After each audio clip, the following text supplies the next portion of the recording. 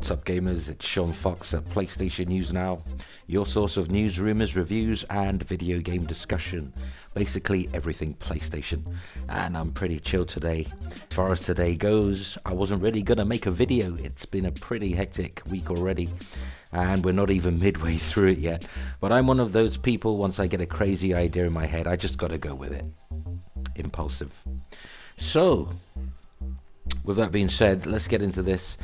Rise of the Indies, that's the title of this video, and for good reason. I made this video really to clear up some misconceptions about the indie scene.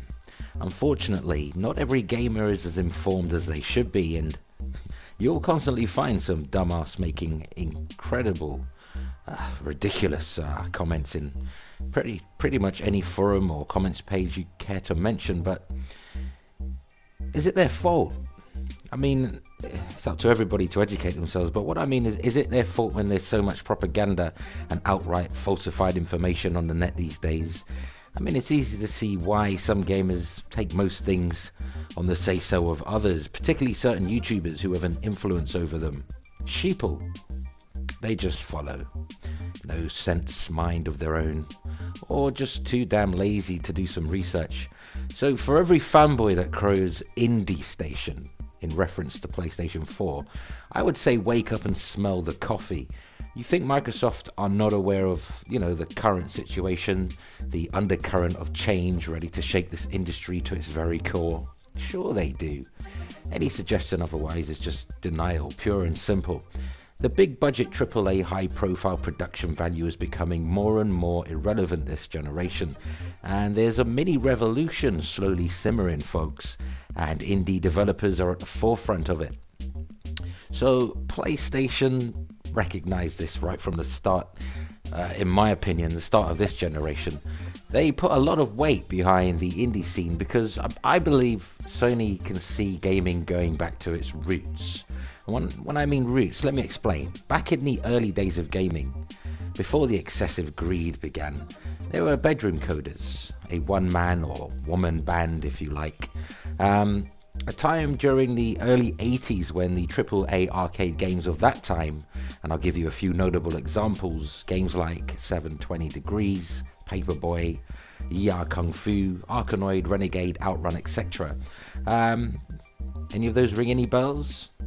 Well, those games were programmed by just one or two people, three at the most, and although these ports were pretty poor in comparison to their arcade counterparts, and by the way, an arcade is, or was if you can find one, a place where cool and uncool teenagers would hang out, smoke cigarettes behind their parents' back, probably skip school, so it was like a little safe haven for them, just in case some of you are too young to remember. Anyway, I digress. Most games in the early mid-80s were pretty poor in comparison to their arcade counterparts, mostly due to the limits of home computing back then than the skill of the programmer. So let's jump back to the future, 2015. Recent announcements like Ark Survival Evolved by indie studio Wildcard. I mean, you look at Ark Survival Evolved and think, wow, that looks absolutely gorgeous. And there's a 1080p trailer which is available on this very channel, so go take a look after this video for yourself. I'm sure you'll agree once you've seen it that it looks pretty awesome, and those who have seen it will say it looks damn right awesome. Right? Well, guess what? It's an indie title. Yes! Ark Survival Evolved is an indie title by an indie studio.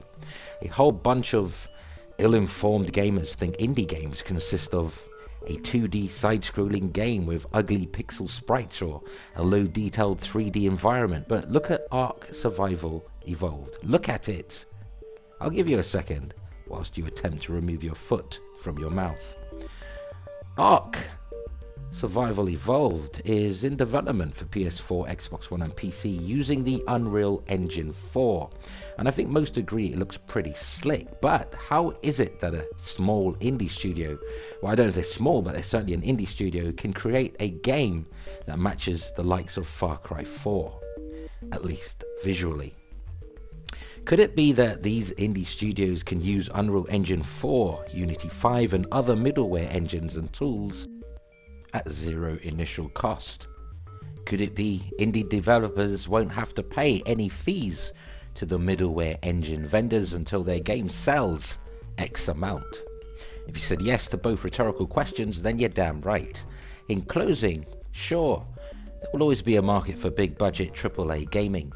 There is a demand, but you can expect many more incredible looking indie games this year and beyond. They will literally put some of those big budget games to shame.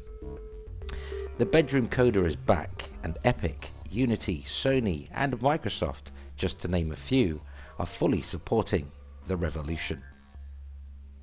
All hail the indie revival. Which brings us to the end of today's news video. If you enjoyed this video, please poke the like button and help PlayStation News Now reach more PlayStation fans by sharing our videos. Comment on any aspect of the video and follow PlayStation News Now via Twitter at PlayStation News Now. Show support for the channel simply by hitting subscribe. For all your PlayStation news in one place, you already know where it's at. Keeper to Overdrive upgraded.